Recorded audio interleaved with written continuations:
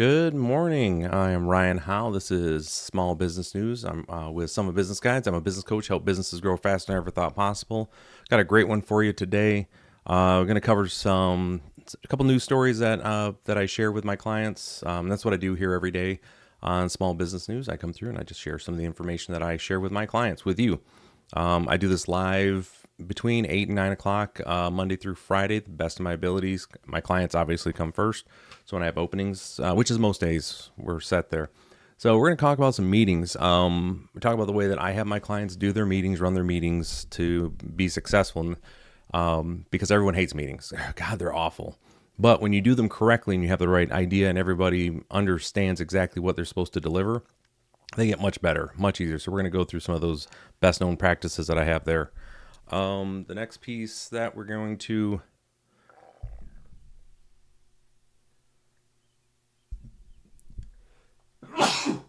oh bless, oh man, sorry about that. Yeah, so allergy season, this is what it is. So let's get back into this here. So next thing we're also going to talk about a couple of news articles I came across. So every single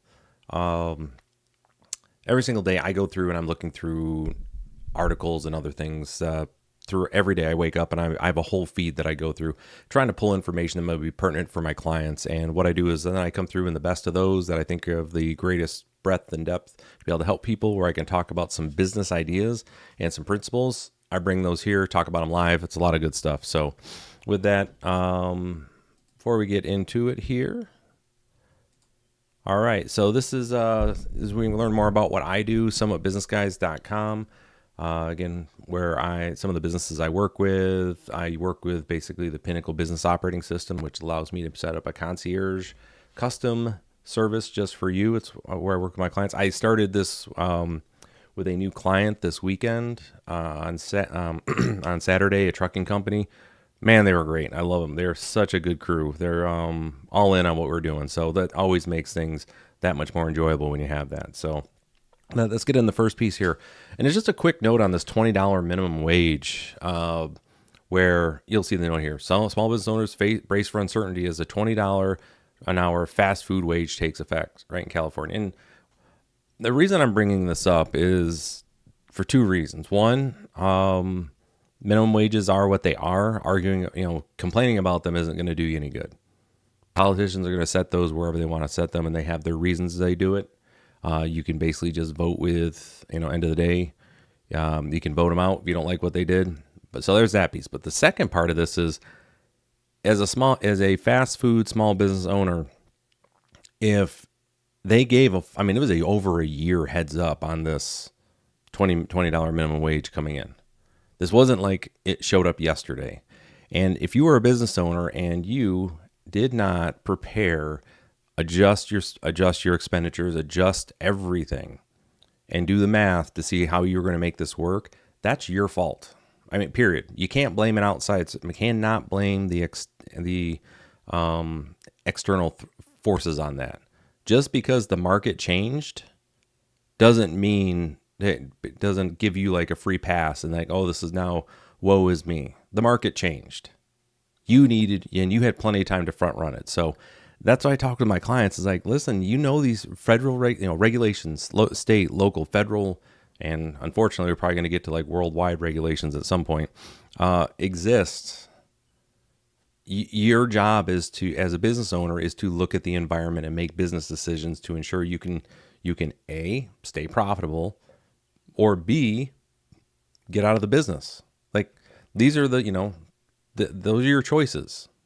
And rubbing your hands together and woe is me, this is going to happen, isn't good business. Okay, so just get better. If you knew this was coming, so anybody that is now quote unquote whining about this, that's your fault.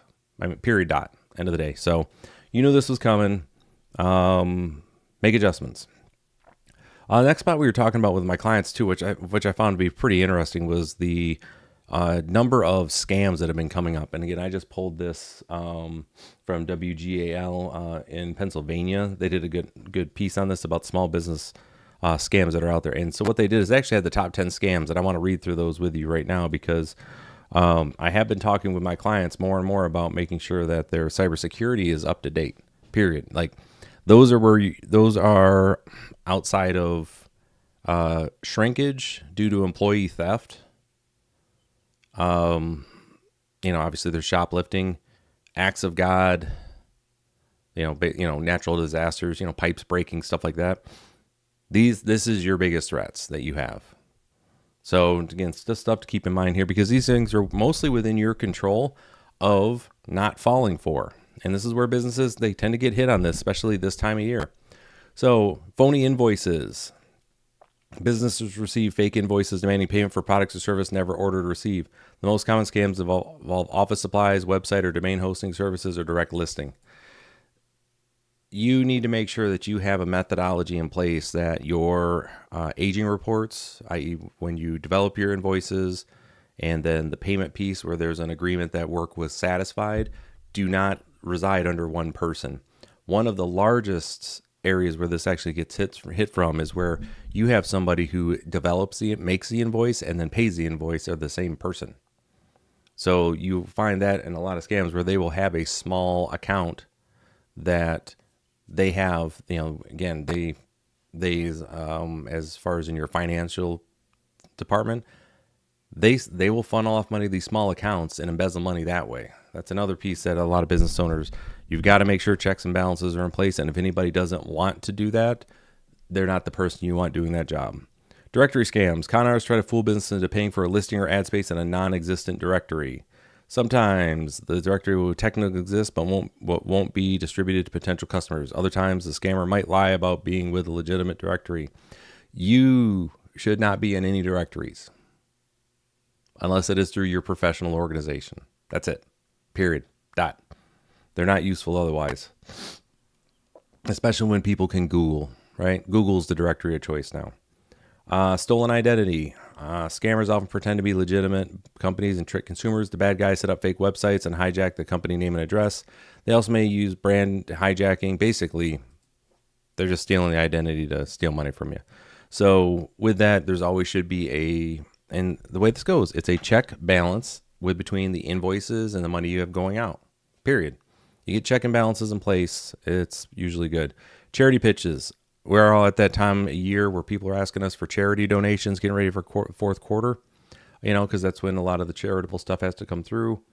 Guess what? There's a lot of scams involved there. Phishing scams. This one is more and more consistent, where you're going to receive and we get this in our community quite a bit, but it's someone will send a text message from the CEO because they have software that'll go through and scrape websites for all of the pertinent information, like all the contact information. And then they will send text messages to those individuals to say, hey, this is the president, hey, I need your help for a second. You reply on the text and they say, hey, I need you to run down and go get X number of gift cards for this, or whatever, go swipe at this area. Some silly stuff like that. So when in doubt, always contact and get anything like that through unofficial channels or even official channels. Always double check. Office supply scams for sure. Receive an unexpected telephone call for someone claiming to represent a reputable company. The scam call would try to sell the business surplus merchandise. Never do it. Coupon books. Small business operators are often approached to participate in coupon book promotions. The business offers discounts and coupons, blah, blah, blah. Problems occur if promoters change the terms of the coupons, oversell the books, or distribute them outside the company's normal business area. Those coupon things are really good fundraisers for like local schools. So that would be the one thing. You can always never trust somebody who walks in the door, for those coupons. My recommendation is always stick to the local schools, the local municipalities. And that's it. That's just going to be your best bet to be able to manage that, because you typically know who's at the school, or you can figure out pretty quick. You'll be able to get there. Vanity award scams. The vanity award scheme capitalizes on a company's excitement for an award that essentially holds no value. Scam email. Basically, you pay for the right to have them put your name on a plaque. That means nothing. Then overpayment scams. The person you're doing business with sends you a check for more than amount owed. Then you're instructed to wire the balance back. Scammers may also send a check and tell you to deposit it, keep part of the amount for your compensation, and wire the rest back. But the check eventually bounces and you're on the hook for the full amount. So, you know, things just to keep in mind there is that then you see that's why so many people moved away from checks, and that's why, you know, the credit cards, everybody used credit cards for the most part. You know, cash has its own worries, but counterfeiting isn't quite as predominant as it used to be. So cash and credit cards are really where it's at. You're just paying a convenience fee when you have somebody swiping a credit card at that point. But even then, they can do a cancel payment on that thing and reverse it. So just keep in mind, these are the scams that are out there. Just be aware of them. And that's where I've talked to my clients extensively about. Just understand this piece here, and your response really should be, when in doubt, when in doubt, assume it's a scam. Okay, so let's get into the last piece here, which has to do with the meetings, right? It's everyone hates meetings. They just hate them. They are really, really, they're used incorrectly, right? Meetings are for a leadership team and management. It's your time to shine. Like, that's what you're supposed to use with your meetings. However, meetings should be utilized as with the rest of the processes that I use with my teams. They should be used for a feedback function. You should be learning something about your processes, procedures, your individuals, communication, whatever it is, every single time you have a meeting. So you need to have a method to utilize your meetings to extract information to help you run your business better. All right, and that's where we get into this. So these are the meeting rules that I have for my clients. They're very straightforward. I have my clients follow through on these for a very good reason, because you're wasting a lot of time in meetings typically because you don't have a plan for your meetings. So first and foremost, these are my meeting rules, is understand this piece. Meetings exist to close communication gaps. Okay. If a meeting is happening, someone, typically in the management piece, doesn't have information that they need from the rest of the team. They need to undercover the why behind decisions, or the who, what, where, whatever those questions are. That's why they exist, just to be able to close a communication gap. So when you're looking at your meetings, the question you need to be asking is, what communication gap are we actually closing with this meeting? That should be the question you're asking. And that's something you have to answer when you work with me as a client. You have to be able to answer that question. What are we trying to close up here? And the reason you want to know that is there a way that we can adjust and update our processes to close that gap so we don't have to have a meeting? I.e., like, if we have a meeting just to go over metrics, is there a way that within those metrics that they can just be up on a dashboard and exist there, that the people who need to see them can see them? That way you don't have to sit and talk at each other to go over basically just an information exchange that's there, okay? Many other different things there, but take a look at that. Every time you have a meeting, you need to be able to say, okay, what communication gap am I closing? The next piece that we have on here is we want to list the cost for each meeting on the agenda. So you are going to do the math. With that, there's I have a website. I have a video on my YouTube channel here where you can go back and I walk you through, and I have a spreadsheet, and I should show you how to do the actual calculations, but it's very simple. It's how much people are making times the amount of time that they're in the meeting, plus prep time, plus overhead. That's really where it comes down to, whatever your overhead rate is, to multiply back down. You should know the full cost of every single time you have a meeting. What are you investing as a manager? What are you investing into this meeting? Because if you are not getting 5 to 10x basically on your investment as a return, why are you having the meeting? Okay, it's not a valuable use of time. So when you are pulling your team of 10 in to have this meeting at an X cost of maybe a couple $1,000s to have the meeting, you have to also keep in mind they're also not doing their job. So there's a hit to their efficiency as well for their work. They're not actually working with you. So there's a cost associated with that as well. But we more stick in, okay, if I'm going to invest $2,000 into this, I better be able to see 10 grand or more worth of basically the return come back to me. on this. Now that may not be a plus, that may be actually, or basically in profit, that may be we have reduced the amount of an expenditure or cost going out, right? Just things to keep in mind, but you need to always have the cost for that, the cost for for each meeting on the agenda, and everybody understands it, all right? The next piece that we have on here is going to be, you're going to agree on the outcome at the start of the meeting. When it comes to your meetings, at the beginning, you're going to agree, okay, here are the 3 objectives that we want to get to in this meeting. We want to do X, Y, and Z, and agree on all those. That way, when you know when the meeting's done. Too many times you've been in those meetings, right, where you come in for the meeting, you do the couple things, and then because you've got everyone there, you decide to also talk about some other crap. Okay, that is not respecting the reason that you had the meeting. That's not respecting your people's times, but also that's just an inefficient use of time because you're going to be asking questions that people aren't prepared for. So you're not respecting them and their ability to do their job to provide you information.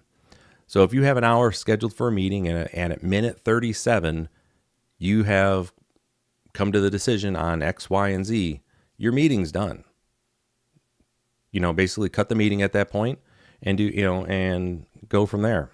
But again, you want to agree on exactly what the objectives are, and everybody is an understanding at the table of what you need to get through. The next piece that we have on there is going to be twofold. We're going to respect the scheduled end time. If you schedule an hour for the meeting and it looks like you're going to run over, you end the meeting ahead of time. You just say, hold on, we're not going to hit our full time on here. Let's schedule another meeting to finish this up. Right? Because you have to remember, your folks they plan their time for that day to be away from their work for that hour for that meeting.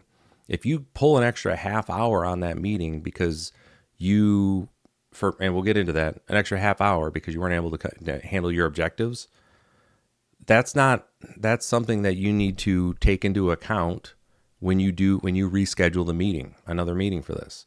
Don't just add time and make up for your inefficiencies. That needs to be a feedback mechanism that goes into the way that you are looking and scheduling the resource requirements for your meetings. It's signaling to you that you either had too broad of a scope, not enough time scheduled, you didn't have enough information from your team, so you need to talk with them about how they're preparing for the meeting, whatever it is.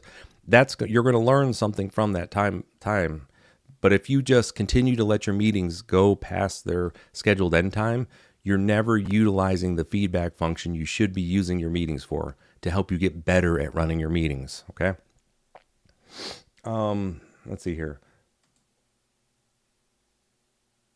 Let me go back one here before I move on. I want to make sure this other piece here when we talk about, there's one spot that's not on the slides, and I want to just really quick talk about it here, is that when you end your meeting, you need to have a who does what by when. That is the other agreement as you're leaving out of the meeting.